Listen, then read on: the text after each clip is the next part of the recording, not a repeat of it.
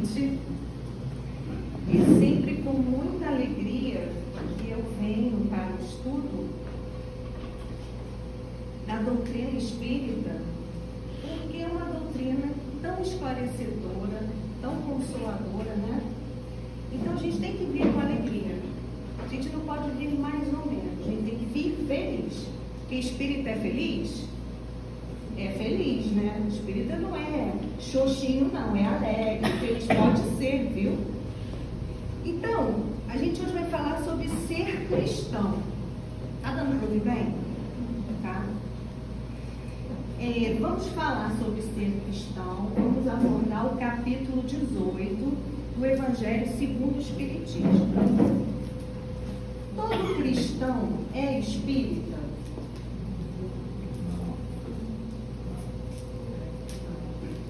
Pode fazer assim ou assim, tá? Que agora é com os encarnados a conversa. Todo cristão é espírita? Não. Mas todo espírita é cristão? Sim. Muito bem. Então, nós somos espíritas, e para nós espíritas, o que é ser cristão? A gente pode dizer que ser cristão é o quê? É conhecer, é respeitar, é praticar as leis divinas e os ensinamentos de Jesus, não é isso? Independente de dogmas ou rituais religiosos. Porque como o próprio Jesus nos disse, onde houver 2 ou mais reunidos em meu nome, ali eu estarei. Então a gente não precisa de nada além disso. Jesus já estava aqui desde a criação desse nosso planeta.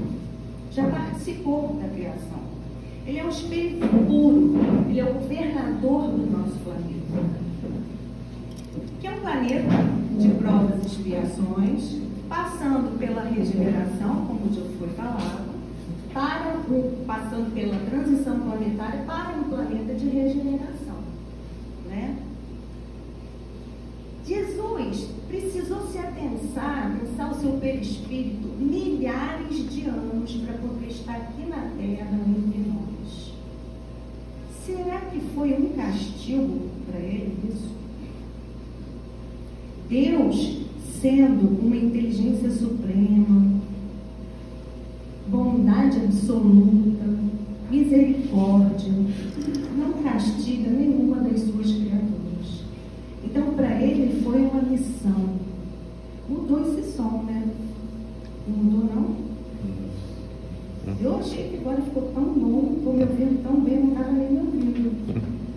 Então, foi uma missão, assim como todos nós temos as nossas missões.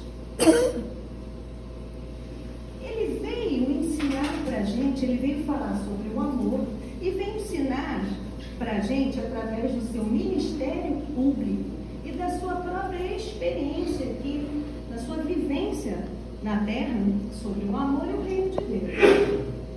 Que não é um lugar físico exterior, mas sim interior, que é um estado de espírito, de plenitude e de felicidade. Uns já nascem cristãos, né? Outros se tornam durante a vida. E outros somente vão se tornar mediante as dificuldades da vida, né? Tem esses momentos aí. É um processo individual, íntimo, cada um vai ter o seu despertar no seu momento, é muito particular e vai depender aí da bagagem de cada um também, né? É um chamamento, é um despertamento. E eu não poderia deixar de mencionar uma transformação muito importante, que não é só individual, mas também é coletiva, porque mudou o rumo da história.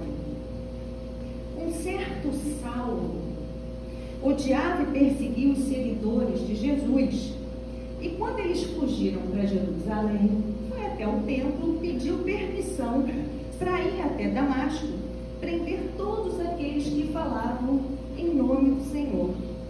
Ele estava decidido a ser a mão de justiça de Deus. Ele partiu furiosamente para Damasco trazer eles acorrentados a Jerusalém. Ali eles seriam castigados e dessa forma ele ia destruir a comunidade cristã daquela região. Mas de repente algo inesperado aconteceu, algo que causou uma mudança radical. No caminho, chegando perto de Damasco, subitamente foi cercado por uma luz que veio do céu. Ele então caiu do cavalo e caiu do cavalo no chão, né? E ouviu uma voz que falou para ele o seguinte: Saulo, por que me persegues? Ele então pergunta para aquela voz: quem és, Senhor? E a voz responde: eu sou Jesus, a quem tu persegues. Ele então, atônito, fala: Senhor, que queres que eu faça? Disse-lhe o Senhor: levanta-te, entra na cidade e lá te será revelado o que tens a fazer. Ele então abre os olhos, mas não enxerga nada. Ele estava cego. Seus amigos então o levaram para Damasco. Nessa cidade, Damasco, morava um discípulo de Jesus chamado Ananias. Numa visão, Jesus disse a Ananias que procurasse Saulo. Ananias foi ao encontro de Saulo. Ao impor as mãos sobre ele, disse: irmão Saulo, o Senhor Jesus lhe apareceu no caminho para cá e me enviou para que você volte a enxergar. Colocou as mãos sobre a cabeça de Saulo e o abençoou, para que ele então recuperasse a visão. Depois de curado, Saulo foi então batizado e passou a se chamar Paulo. Ele atendeu ao chamado e se tornou um dos maiores divulgadores do cristianismo.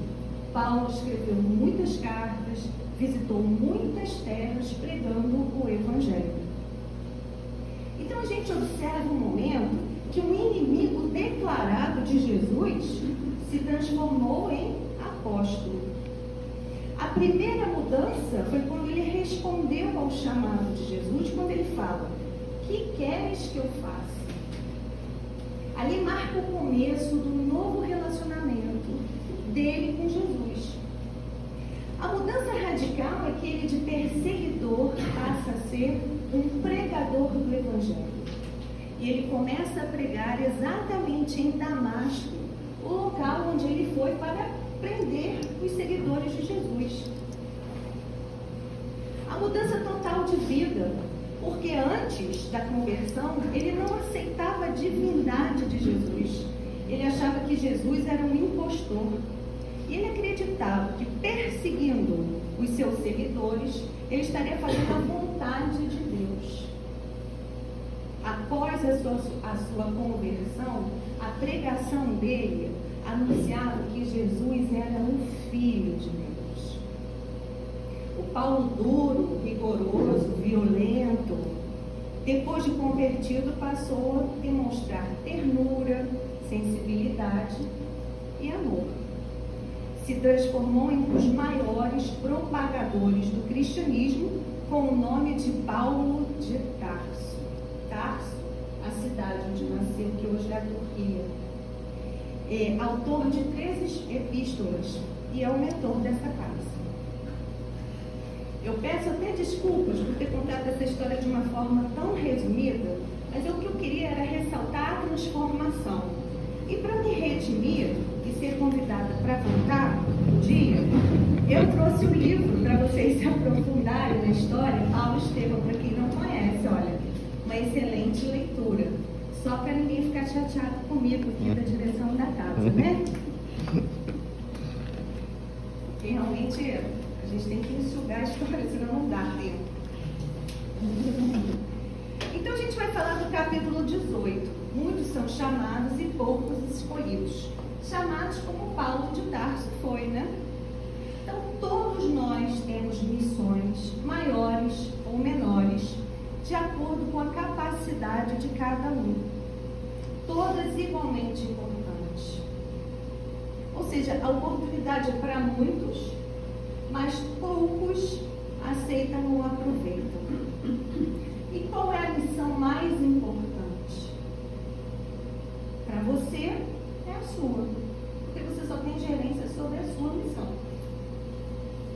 Então, no item 3 desse capítulo, vai falar o seguinte: a porta da perdição é larga. Olha, representa as ilusões do mundo, aquelas que consomem mais do nosso tempo, do nosso esforço, da nossa dedicação, que se relacionam diretamente com a matéria. A gente está falando da resposta imediata, da felicidade momentânea, do sucesso ou a fama a qualquer custo, do prazer dos vícios. Então, esses caminhos têm muitas possibilidades. Agora, a gente precisa ficar atento, né? Porque a gente não tem que consumir tudo aquilo que nos é oferecido. A gente tem o livre-arbítrio, o direito nosso de escolha, sabendo que a gente vai colher as consequências das nossas escolhas, porque somos herdeiros de nós mesmos. Isso se relaciona com a justiça divina, que é uma bênção. Ninguém vai arcar, ninguém vai ser responsável pelo equívoco do outro. Também ninguém vai colher os frutos das conquistas alheias. Passar pela porta estreita, então, exige da gente o quê? Esforço, mudança de atitude. A gente precisa se desconstruir, mudar, se livrar dos automatismos, vencer as nossas más tendências. O que são as más tendências? Tudo aquilo que nos impede a evolução, tudo aquilo que nos gera sofrimento. Isso tudo se relaciona com o nosso espírito. É trabalhoso. Ninguém disse que ia ser fácil, mas é totalmente possível.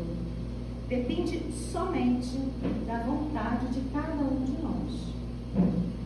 No item 6, vai dizer que nem todos aqueles que dizem Senhor, Senhor, entrarão no reino dos céus. Apenas aqueles que fazem a vontade do meu Pai, que está nos céus, que vão entrar. E muitos dirão, Senhor, Senhor, não profetizamos em vosso nome? Não expulsamos demônios em vosso nome? Não fizemos muitos milagres em vosso nome?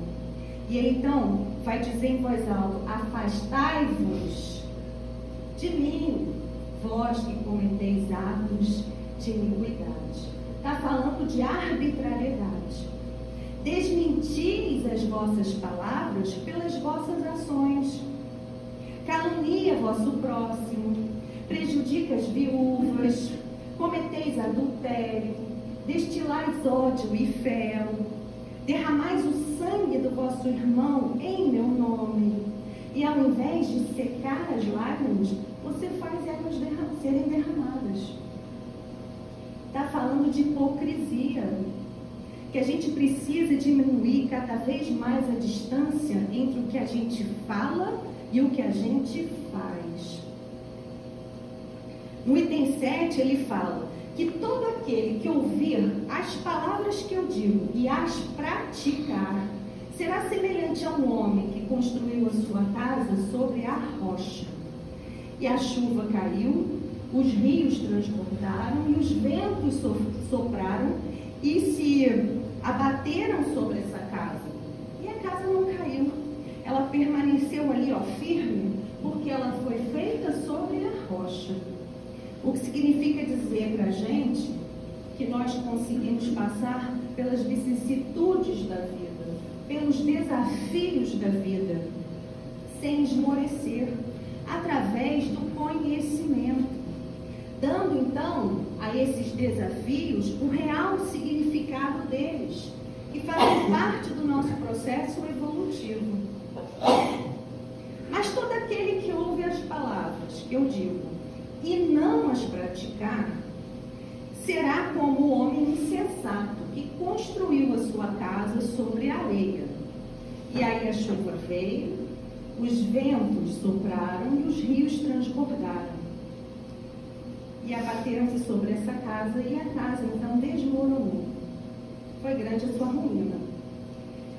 Isso são as pessoas que, frente às vicissitudes da vida, se entregam ao desânimo, ao desespero, a incompreensão.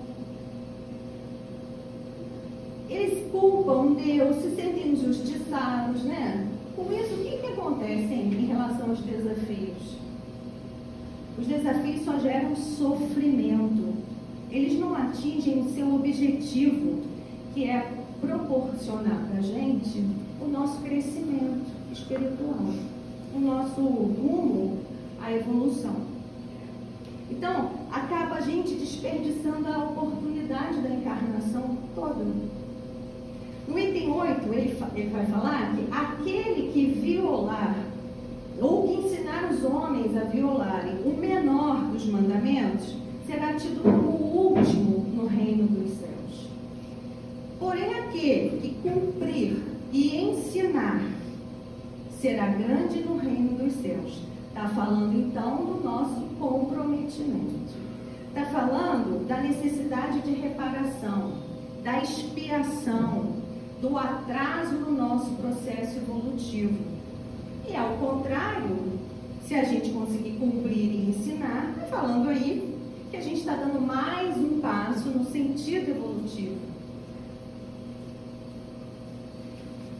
Lá rumo, né, a plenitude e a felicidade. O item 9, ele vai dizer que todos aqueles que reconhecem a missão de Jesus dizem Senhor, Senhor. Mas de que serve chamá-lo de mestre ou de Senhor se os seus ensinamentos não são seguidos? São cristãos aqueles que exteriorizam a devoção e ao mesmo tempo são orgulhosos, egoístas e vaidosos? São discípulos aqueles que passam muito tempo, dias, orando e não são melhores, não são mais caridosos, nem indulgentes com seus semelhantes? Não são, porque tem a oração nos lábios, mas não tem no coração, não está no seu interior, está só da boca para fora. Para esses haverá choro e ranger de dentes, pois o reino de Deus é para aqueles que são dóceis, humildes e caridosos. O que é esse choro e ranger de dentes? Que é bem dramático isso, né? Para a gente ficar preocupado mesmo. É que a gente vai se dar conta que fez tudo errado, que a gente não fez aquilo que se comprometeu a fazer. Então a gente nesse momento vai se desesperar, vai lamentar, vai ficar muito triste, porque perdeu a oportunidade, porque a gente se compromete antes de encarnar. E quando a gente encarna pelo véu do esquecimento, que é uma bênção na nossa vida, se não houvesse esse véu, a gente não ia ter como reparar as questões que a gente precisa reparar, a gente esquece também do que a gente se comprometeu lá. Mas aí vem um novo momento, um momento que a gente desencarna. E aí percebe que, puxa vida, não aproveitei. E é duro. Quantas pessoas a gente vê na mesa mediúnica que se apresentam lá, que são socorridas, desesperadas por isso. Porque quando vem no todo, percebem que aquilo que eles tinham que fazer, não fizeram. Então, o único caminho é a prática da lei do amor e da caridade. Quando perguntaram para Jesus qual era o maior mandamento, Jesus respondeu: amarás a Deus de todo o teu amor, de todo o teu pensamento, de toda a tua alma. E o segundo, semelhante a esse, amarás ao teu próximo como a ti mesmo. Então Jesus não disse amarás o teu pai, a tua mãe, o teu filho, só a tua família, só seus amigos. Ele falou o seu próximo. E esse próximo é a humanidade, incluindo os inimigos, os desafetos. Então olha o trabalho que a gente tem aí, né? Se a gente não sabe amar nem aqueles que estão pertinho da gente, que nos amam, que nos ajudam, que dirá os nossos desafetos, os nossos inimigos. Então temos que fazer um esforço para chegar nesse ponto aí. E fala também então da lei da caridade, falou da lei do amor e fala também da caridade. E o que é a caridade? A caridade, será que é só a gente se desfazer daquilo que não serve mais para a gente? Porque eu tenho certeza que aqui ninguém se desfaz daquilo que está quebrado, né? Porque em outros lugares as pessoas têm um apego, aí a coisa está quebrada, não funciona, mas ele não quer jogar fora. E o que ele faz? Dá lá no centro espírita, achando que o centro espírita vai fazer alguma mágica e a coisa vai voltar a funcionar, né? Não, caridade não é isso. Caridade não é doar aquilo que não nos serve mais. Caridade, uma forma de caridade material é sim a gente auxiliar o nosso irmão necessitado, com roupas, com remédio, né, oportunizando a eles um trabalho, sim. Mas existe uma outra caridade, que é a caridade pretendida por Jesus. Essa caridade, Kardec perguntou no Livro dos Espíritos, na questão 886, qual é a caridade pretendida por Jesus? E os Espíritos então responderam: benevolência para com todos, ser bom para com todos, todas as pessoas, sem exceção. Ser bom é dar o seu melhor, é fazer o seu melhor, não é fazer mais ou menos. Ele falou: indulgência com as imperfeições alheias. Os Espíritos falaram. Isso significa fingir que o outro não tem nenhuma imperfeição? Ou negar a imperfeição do outro? Não. Isso significa que, apesar da imperfeição do outro, eu consigo ver as virtudes que o outro já possui. E a outra coisa também que ele respondeu foi perdoar as ofensas. Pedro, quando perguntou então a Jesus: eu devo perdoar o meu irmão 7 vezes? Achando que 7 já é um número razoável, né? Jesus respondeu que não, 7 vezes não, Pedro, 70 vezes 7. Isso é perdão à beça, né? E nesse planeta de provas e expiações, a gente tem muita oportunidade de exercitar esse perdão. Não sei se a gente consegue, não, mas que oportunidade a gente tem mesmo, né? Nas instruções dos Espíritos, né, basta dizer que eu sou um cristão para ser um seguidor de Cristo. Como é que eu vou reconhecer, então, o verdadeiro cristão? E o Simeão responde lá na instrução dos Espíritos. Ele fala: procurai e reconhecereis os verdadeiros cristãos por suas obras. Agora é a hora do puxão de orelha. Chegou a hora do puxão de orelha.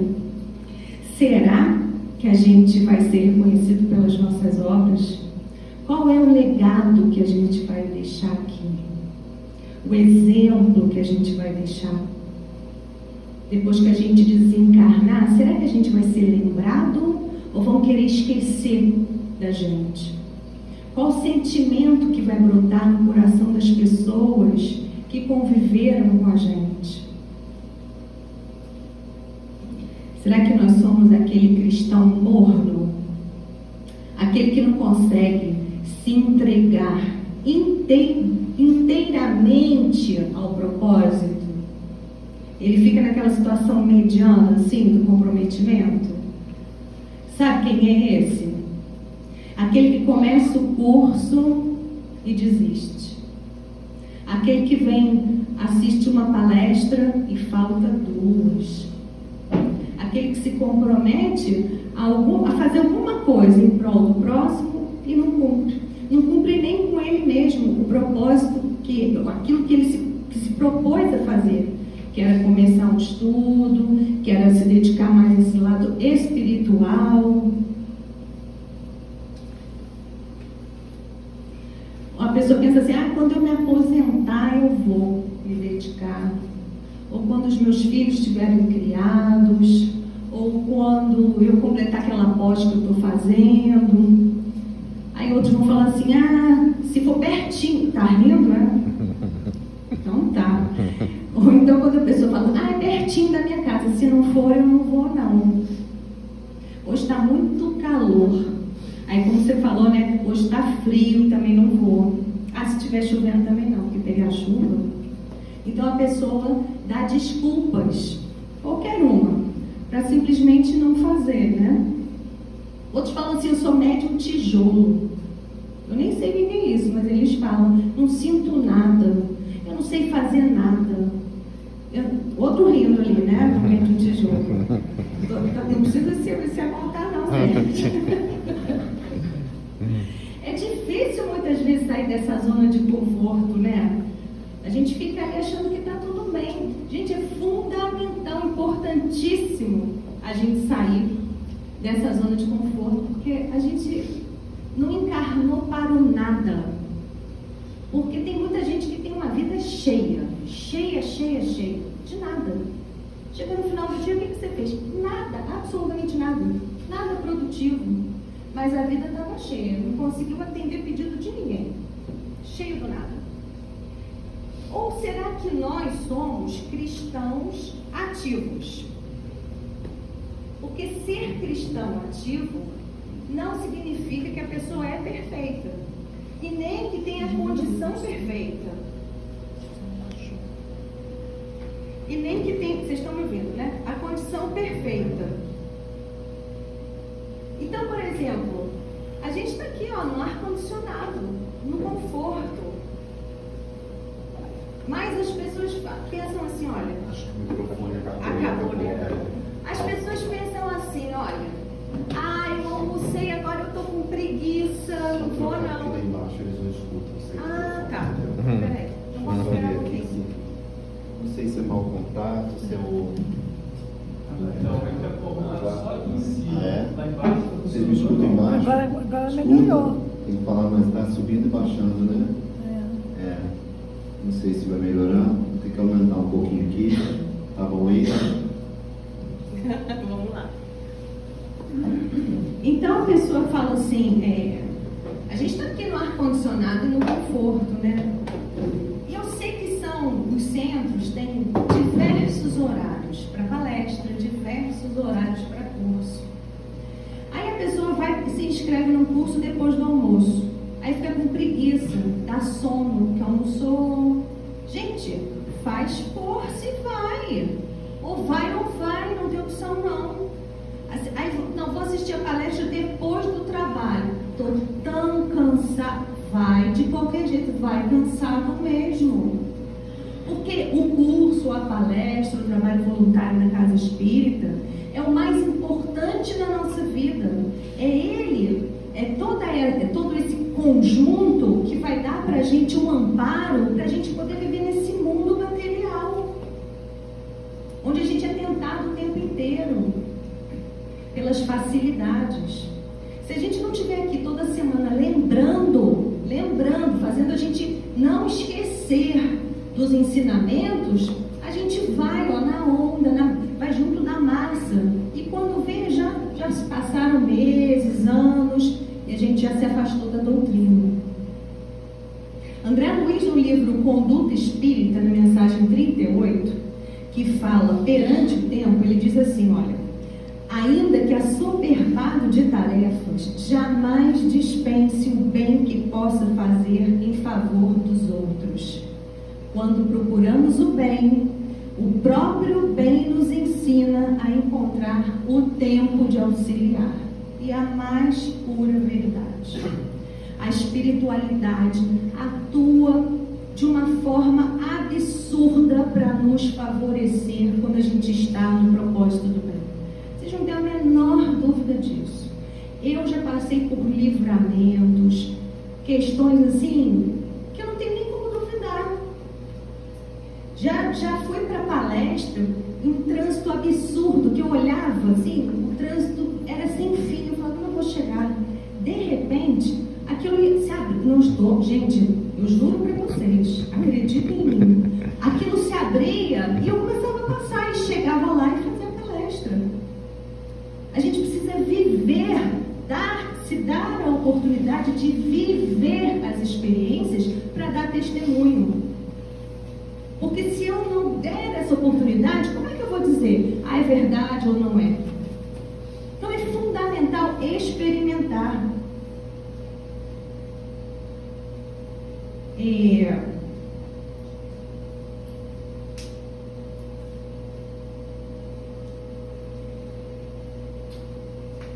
Será que a gente está fazendo algo para deixar o mundo melhor?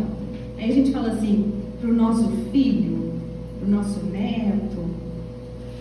O que a gente esquece, que a gente precisa fazer alguma coisa para deixar o mundo melhor para a gente mesmo, né? Porque a gente vai reencarnar. Então, gente, é começar agora. Cada um de nós tem sua própria missão. Cada um de nós pode fazer diferente. A gente vai reencarnar e vai encontrar muito melhor se cada um fizer a sua parte, sem se preocupar se o outro está fazendo. Porque a nossa questão é nossa com Deus, não é nossa com o outro. A gente não encarna para competir com o outro, é para vencer a si mesmo, e não para vencer o outro. A gente perde tanto tempo tentando vencer o outro. Cada um de nós vai conseguir contribuir dentro da sua capacidade, né? E dentro das suas virtudes já conquistadas. Então, basta ser cristão no centro espírita, porque chega aqui todo mundo é bonzinho, todo mundo é paciente, né? Todo mundo é educado. Mas basta fazer isso só no centro espírita? Basta não fazer o mal? No Livro dos Espíritos, na questão 642, Kardec perguntou: para agradar a Deus e assegurar a sua posição futura, bastará que o homem não pratique o mal? Olha a resposta: não. É preciso fazer o bem no limite das suas forças. Olha, limite das forças. É o máximo que você conseguir. Não é só um pouquinho, não. É o máximo, se esforçar ao máximo. Porque tudo aquilo que resultar da sua omissão será da sua responsabilidade. Ui, que medo, né? Agora deu medo. Eu falei que era puxão de orelha. Então a gente pode ficar em cima do muro? A gente pode ouvir aquela em briga de marido e mulher, ninguém mete a colher? Mete sim. Tem que meter. Porque se você for o único que está ali justamente para evitar que a situação se agrave, ou que chegue lá às vias de fato, e você não mete a sua colher, aquilo que resultar da sua omissão é da sua responsabilidade. É para assustar mesmo. A maior parte da humanidade são espíritos que não são nem bons nem ruins, né? Não foram bons nem maus.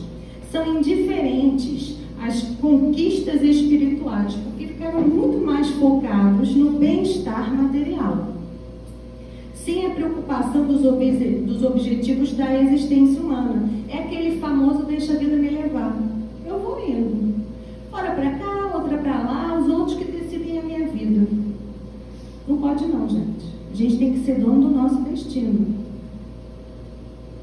Porque a gente vai colher lá no mundo espiritual as consequências dessa nossa displicência em amargas desilusões, que é aquilo que eu falei, quando a gente se observa lá e vê que não aproveitou. E no capítulo 17, Sede Perfeitos, fala que é o nosso destino ser perfeito, né? Fala lá que se reconhece um verdadeiro espírita por sua transformação moral e pelo esforço que emprega em domar as suas más tendências. Então, para domar as más tendências, é fundamental o quê? O autoconhecimento. Se eu não me conheço, eu não sei que virtude eu tenho e que má tendência eu tenho. Como é que eu vou domar alguma coisa ou potencializar uma coisa que eu desconheço? Então, eu preciso me autoconhecer. Fazer uma reflexão, uma autoanálise.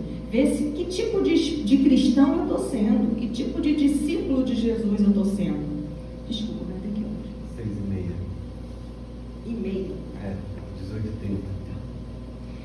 Temos diariamente um exame de consciência, como Santo Agostinho nos ensinou lá? A gente, no final do dia, para e pensa, faz uma reflexão. Como foi meu dia? O que eu fiz? Ou a gente desmaia, chega em casa tão cansado que desmaia.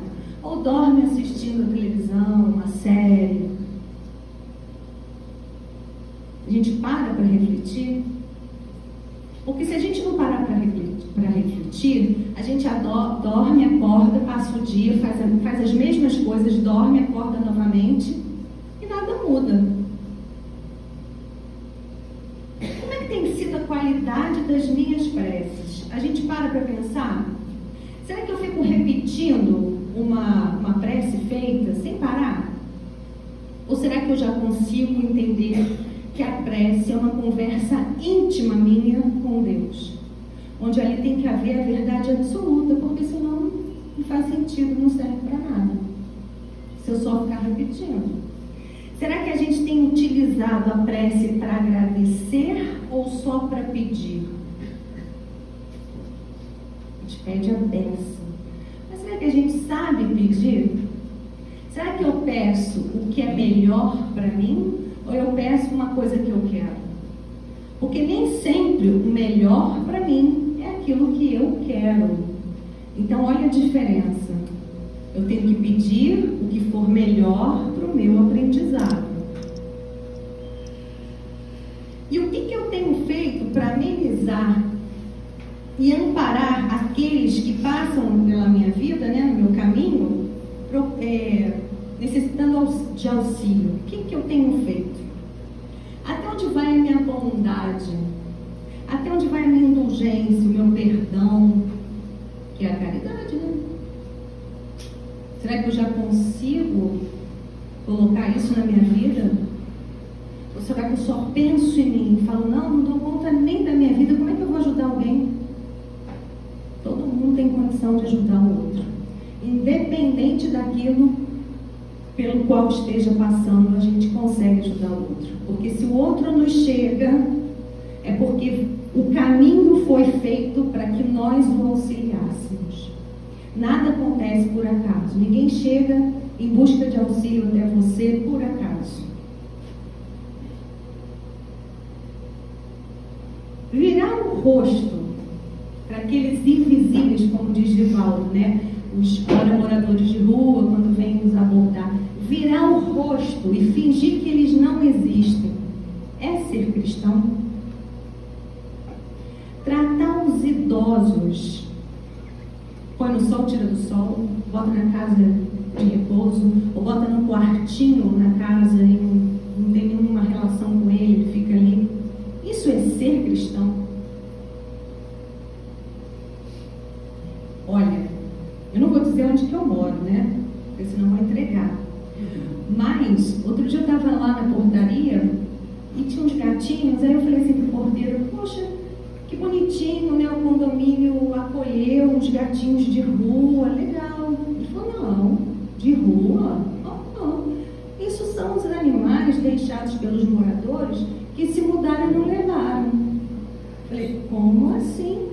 Abandonar animais, porque você mudou de uma casa e foi para outra. Isso é ser cristão? Desejar o mal, querer se vingar do seu inimigo, é ser cristão? É comum, muito comum, né? Mas é ser cristão? Desejar a morte dos criminosos, é ser cristão? Parece que eu estou aqui falando bobagem, né? Assim, coisinha boba, fazendo uma listinha. Gente, isso tudo que eu falei aqui acontece à beça. Só que a gente nem para pensar. Ignorar aqueles que não têm mais nenhuma utilidade para a gente é ser cristão? Também acontece muito. A pessoa já não te serve mais para mais nada. Você vai lá e cancela. Hoje é fácil cancelar, né? A gente cancela as pessoas. Desrespeitar ou tratar com indiferença os subalternos é ser cristão? Não é, né? Ignorar a dor de um irmão É ser cristão? Aí alguém vai falar assim, mas eu não sou Jesus, eu sou humano. Não é uma resposta padrão que as pessoas dão? Eu não sou Jesus, eu sou humano. Você é um espírito. E o seu destino é ser um espírito puro como Jesus. E como é que isso vai acontecer? Por mágica? Não. Vai acontecer por transformação. Isso é para o pessoal acordar. Se tiver alguém dormindo, de repente fica assim, né? Aí a pessoa acorda. Como cristãos, nós temos responsabilidade. Nós temos então a responsabilidade moral do aprimoramento, vencendo as nossas más tendências. Nós temos responsabilidade espiritual, sendo um servidor fiel. E temos responsabilidade material, fazendo bom uso de tudo aquilo que a gente recebe por empréstimo, em benefício próprio e em benefício coletivo, né, do nosso próximo. Então, como cristãos, nós também temos dever moral. E não nos cabe a omissão, e sim o envolvimento, a indiferença, e sim a compaixão. Não nos cabe o lamento, e sim o auxílio. E não nos cabe a ignorância, e sim a transformação. Ser cristão é muito mais do que uma crença, é atitude pautada nos ensinamentos de Jesus. Será que no final da nossa jornada nós vamos poder afirmar, como Paulo de Tarso afirmou: combati o bom combate, completei a carreira e guardei a fé? Será que a gente vai conseguir falar isso? Combati o bom combate, eu reconheci, eu enfrentei os meus desafios, eu ignorei, fingi que eles não existiam. Completei a carreira, eu tive persistência, eu lutei para vencer esses desafios. Guardei a fé, eu tive resignação, ou eu me senti injustiçado. Eu tive entendimento, eu culpei a Deus. Então a gente tem que pensar nessas questões, né? Vocês estão achando que é muito... Só um minutinho. Já tem que morrer.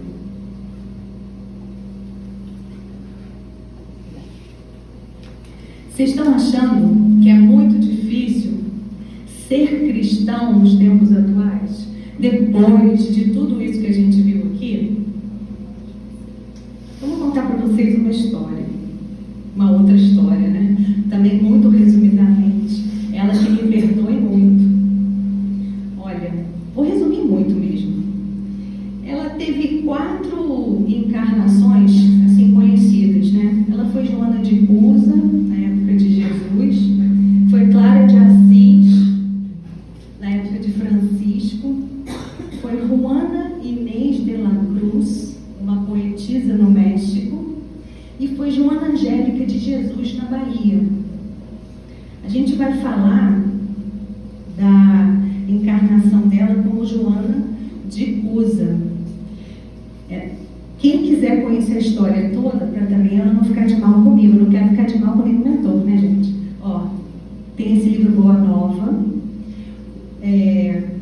Chico, né? Pelo Espírito de Humberto de Campos, capítulo 15, vai falar sobre a vida dela.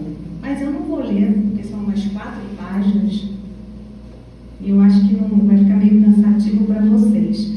Então eu vou falar assim, mais ou menos, da história, né? Joana de Cusa, ela era casada com Cusa, né? Ele era um alto funcionário da época lá, governo, e ela era sempre presente nas pregações, no ministério público de Jesus, ali no lago. Era uma pessoa de caráter, assim, e muito abastada, né? E ela tinha um problema sério com o marido, porque o marido era totalmente contra Jesus, contra os ensinamentos de Jesus.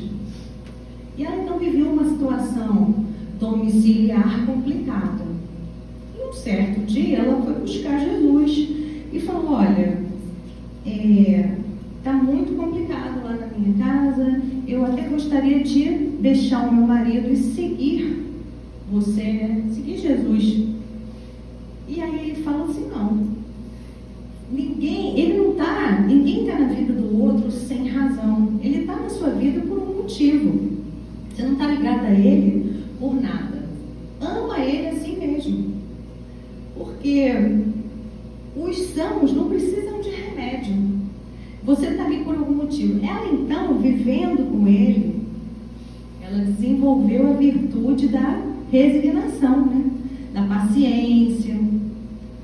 E assim ela fez. Muito tempo depois, ou algum tempo depois, ela então recebeu um filho. Tiveram um filho. E algum tempo depois, ele morreu. O marido morreu. Ela então passou por uma situação difícil financeira e foi trabalhar fazer trabalhos domésticos na casa de pessoas, para poder ter o sustento dela e do seu filho. As amigas até falaram que é absurdo, como assim, né? Você vai trabalhar? Ela falou assim: trabalhar muito nobre, Jesus era carpinteiro. E assim ela foi trabalhar. E até Jesus falou para ela: vai, filha, seja fiel a Deus, né? E ela ficou lá com aquele marido. E aí ele morreu e ela foi trabalhar. No ano de 68, as perseguições aos cristãos, né, se intensificaram. E aí a gente se dá conta dela numa fogueira e o filho também lá preso no poste, né? A fogueira ainda não estava acesa. E o povo clamando, né, para queimar, enfim, aquela situação horrorosa. E o filho então fala para a mãe: abjura, mãe. E a mãe vê o filho naquele desespero e fala para ele: que é isso? Cala-te. Jesus era puro e passou por tantas coisas. Nós temos que ser fiel a Deus. E os algozes em volta ali começaram a perturbar, a ofender, e começaram então a colocar fogo ali na fogueira onde ela estava, no poste. E aí um deles falou assim: eu vou ler porque isso é muito bonito, eu acho muito bonito, eu quero compartilhar com vocês exatamente o que foi dito. Ele fala assim para ela: o teu Cristo soube apenas ensinar-te a morrer? E ela teve ainda forças para murmurar: não apenas a morrer, mas também a vos amar. Olha que coisa linda. Ela falou isso para aquele que estava colocando fogo nela e no filho dela. Eu fico até emocionada quando eu leio isso, eu acho de uma beleza. Nesse instante, ela sentiu um toque suave no ombro da mão consoladora do Mestre. Escutou a voz carinhosa e inesquecível: Joana, tem bom ânimo, eu aqui estou.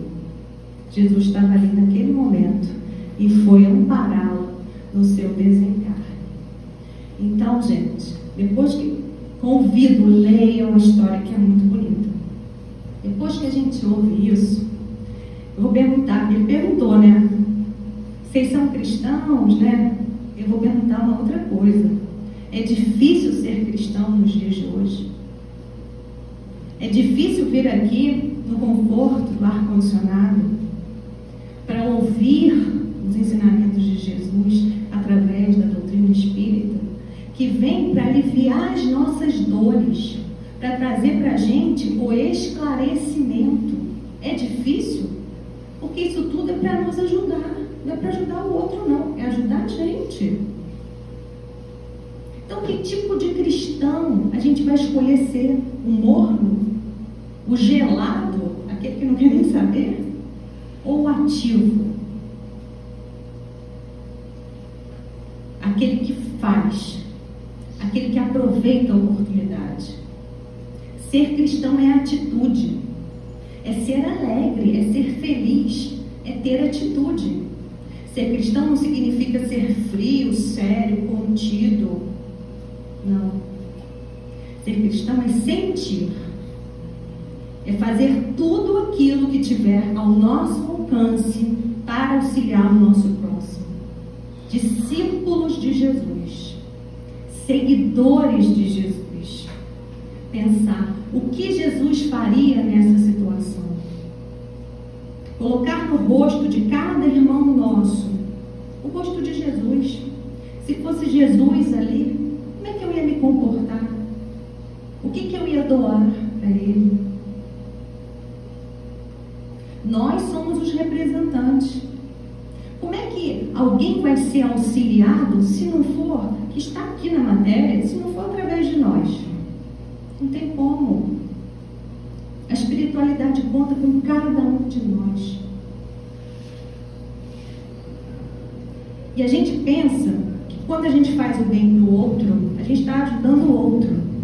A gente está ajudando em primeiro lugar a gente. A transformação é nossa.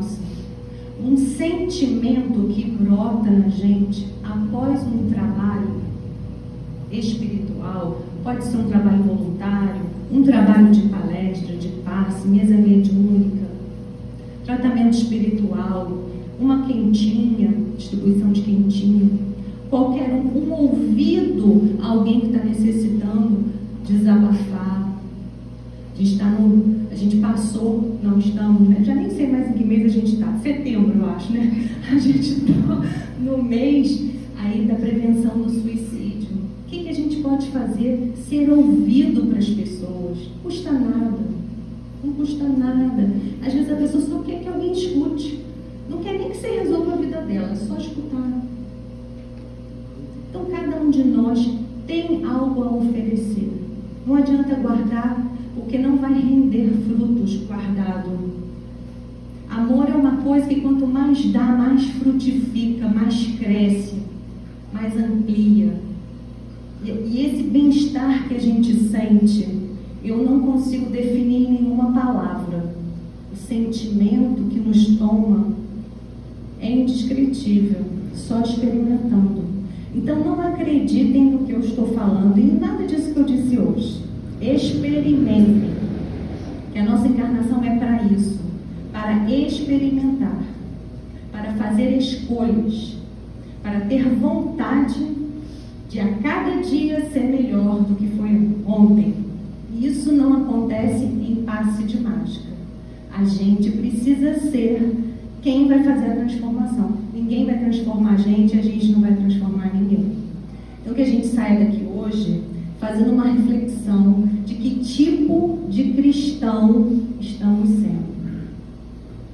Eu acredito que depois de hoje vamos ser o ativo, né? Combinado? Boa noite, obrigada aí pela atenção de todos vocês.